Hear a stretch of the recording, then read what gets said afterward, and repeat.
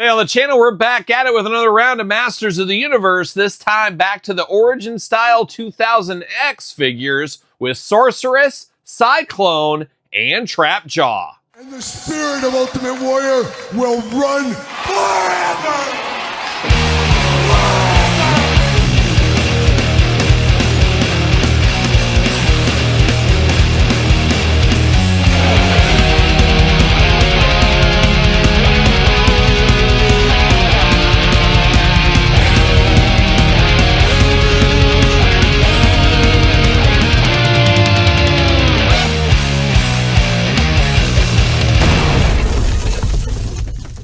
Welcome everyone, Kyle here, and welcome back to the channel for another Masters of the Universe 2000X unboxing and review. And today on the channel, we got the Sorceress, we got Trapjaw, and we got Cyclone. But of course, for all your Masters of the Universe needs across the board, make sure you hit up jaystoysandgames.com. Use discount code Kyle. Save yourself 15%. Yes, 15% in all in-stock items. Got to get a deal out there, and you can find these right now at Jay's Toys and Games. Save yourself 15%. You know that's what I did. And this line, fairly tough. So it's good to have a place like Jay's where you can save to grab these, because retail is just really hit and miss with this line.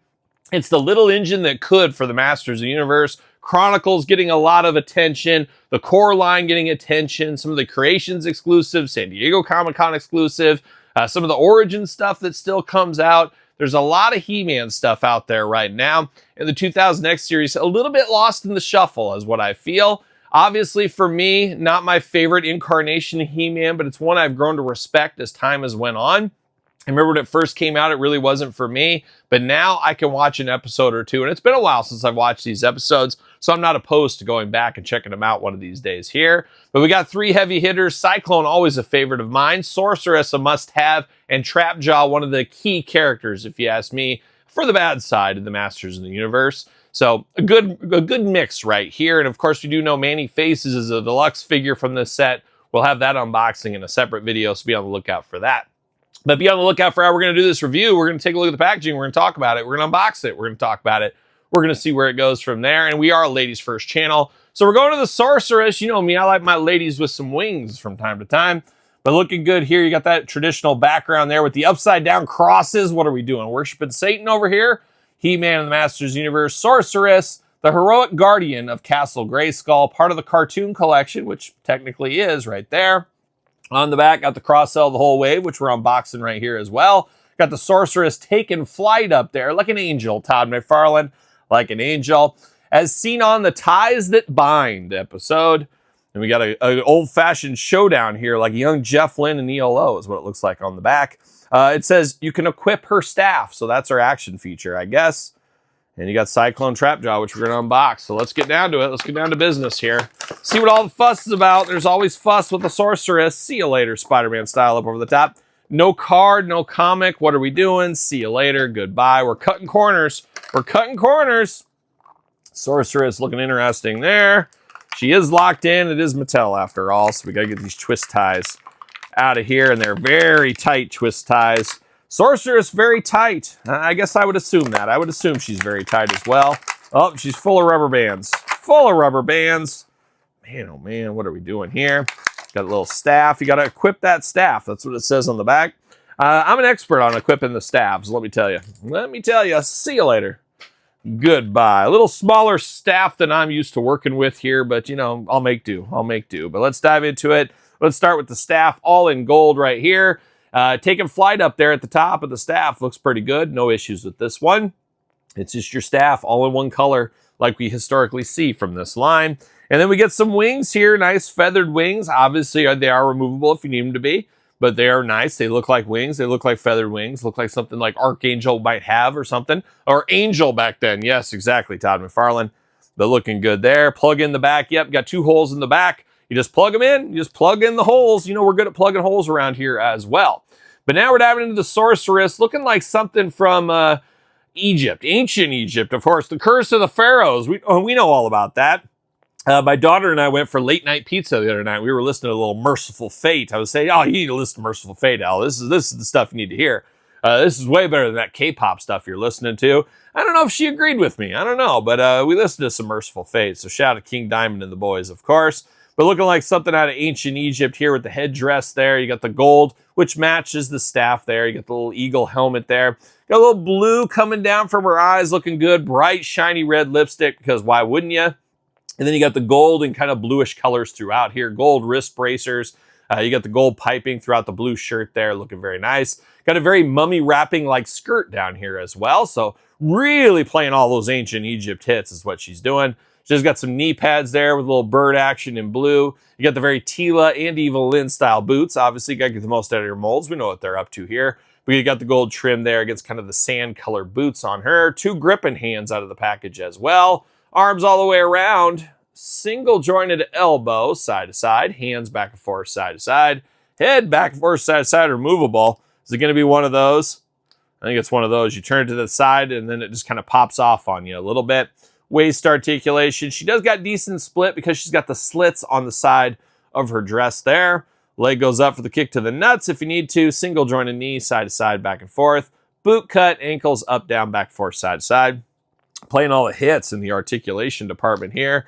And these should plug in very easily, I would imagine. Yep, very easily. So leave them on, leave them off. Obviously, I'm going to put them on in my collection. But looking good for the Sorceress. We're here for that. And what do you know? Fits on a Mattel ringside collectible stand. Make sure you get the WWE stands for these, as we always talk about. But looking good. No problems with the Sorceress. A must-have character in the mythology of the Masters of the Universe, if you ask me. That is the Sorceress. But now we're taken to the skies with Sy-Klone. Of course, Stratos, the first one you think of the skies. After that, for me, it's Sy-Klone. Always liked Sy-Klone back in the day. I'm glad he's in the 2000X series as well. Same style packaging once again. What's it say? The heroic fist-flinging tornado. Watch out for the fist and watch out for the tornado, of course. The eyes of the tornado like a young Megadeth once upon a time. Looking good with the artwork, cross-sell, jibber-jabber, UPC. What's it say back here? As seen on the Mystery of Anwat Gar. Oh yeah, classic one once upon a time. Equip shield. So not a lot of stuff going on here, but we can equip a shield with him. If you need a shield, we're ready to go. Once again, no comics or anything like that this go around. Don't lose that shield, Kyle. See you later, shuffle. Goodbye. Spider-Man style. See you later, goodbye. We do get the shield. It's in red. There you go. It's the red shield there. So ready to take on all comers. Sy-Klone plastic prison. And, of course, Mattel, once again, that means twist ties. That means twist ties, and that means tight twist ties here. Get that out. There it is. Oh, we got the hand ties as well. I guess he is a tornado, so you got to keep those tornadoes locked down. They're dangerous. They're dangerous. I'm a kid from the Midwest. I know about these tornadoes. When there's a tornado, they sound those alarms. See you later, goodbye. You hear those alarms, and you immediately go out in your driveway, and you look to the skies, and you hang out, and you get a lawn chair.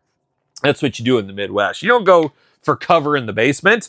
You got to go get that lawn chair. That's what the people do. That's what the real Midwesterners do, of course. But, of course, we're going to dive into Sy-Klone. Now, we just plug this bad boy into his back, like so, and what do you know?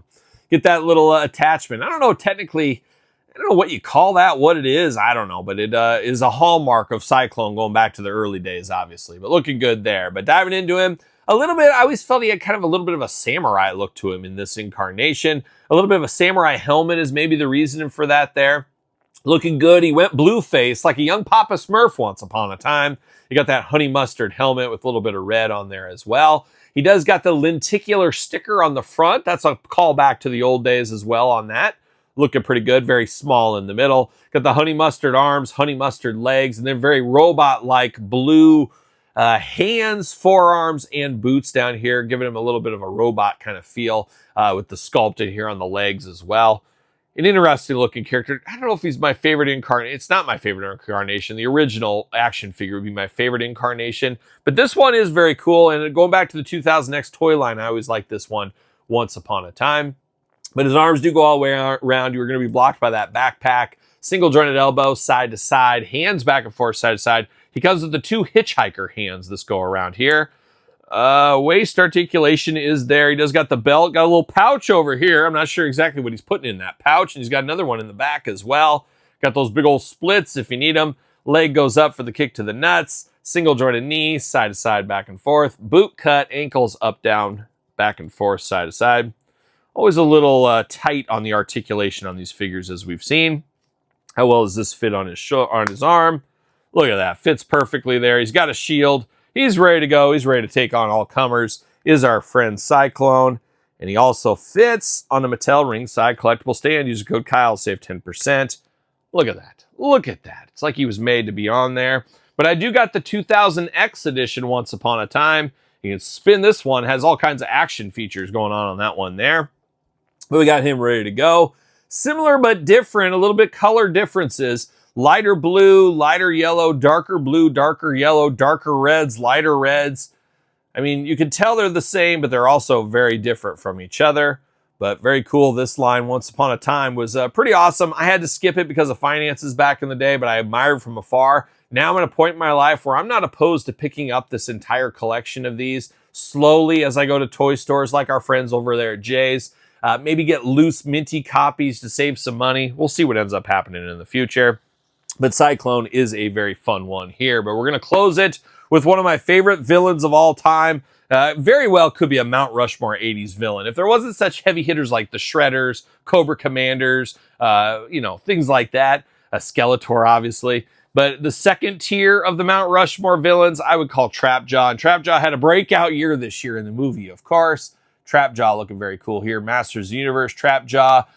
Evil and armed for combat. That pretty much just sums up his life, I would say. And then on the back, you got nice artwork back there looking good. Got the cross-sell, everything else. Swap weapons is his feature.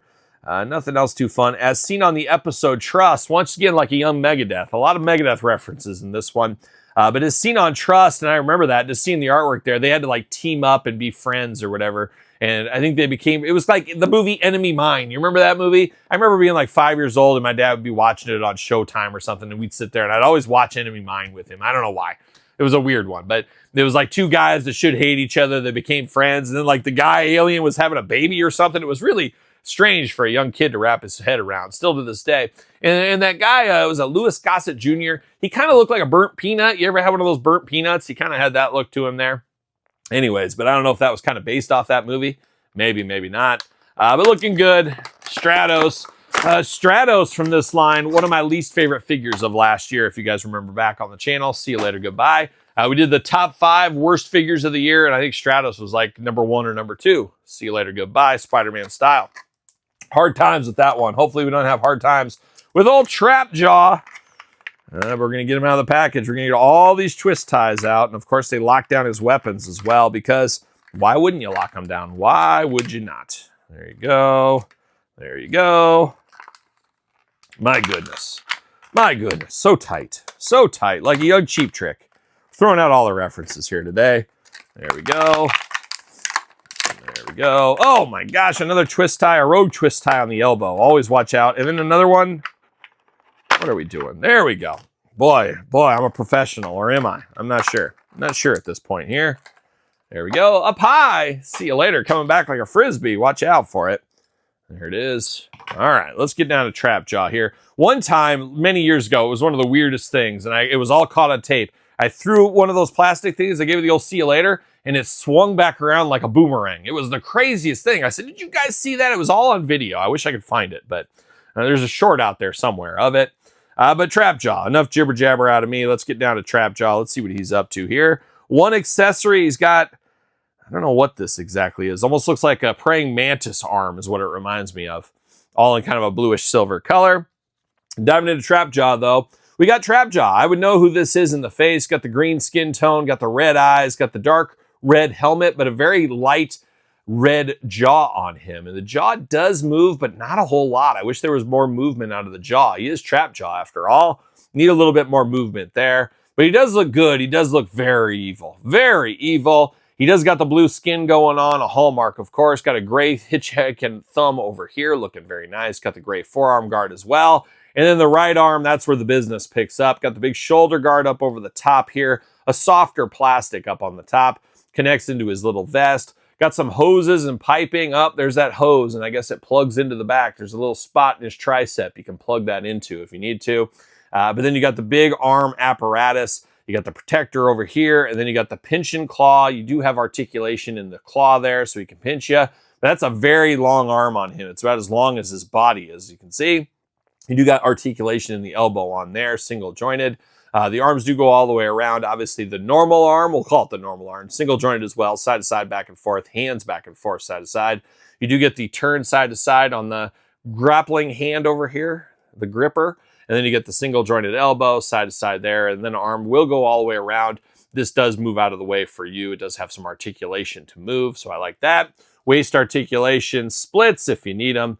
Leg goes up for the big boot. Uh-oh, a little Vietnam bounce back. What are we doing there?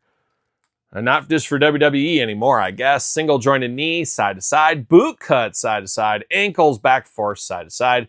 Very robot-like in the legs. Got the big shin guards and the protection. Of course, got that trap jaw title belt. He's never lost that. He's lost a few fights, but they were non-title matches, as we know. But he does look good there. I like the looks of Trapjaw. Like I said, one of my favorite villains. Just a horror robot, Masters of the Universe, just a jack of all trades, is old Trapjaw, if you ask me. Always a big fan of him, and always a big fan of him fitting on the Mattel stands as well. So you can remove this, right? Right? Oh, yeah, you can. Okay. Yeah, this removes, and this you can swap back and forth if you want to. I guess technically you could throw it on this hand, too, if you wanted to. So you got some options there with Trapjaw as far as how you want him to be. That is classic Trapjaw. Saying that, though, I would have liked to see more attachments for the arm. Could we get the cannon? Could we get some of that kind of stuff? I don't know. Is what it is here, but we do got Trapjaw Once Upon a Time from the 2000X series over here. Gotta say, I think I prefer this one because it looks more monstrous. It looks more menacing, more evil, and it has the better jaw on it, too. He is Trapjaw, after all. You better really nail the jaw.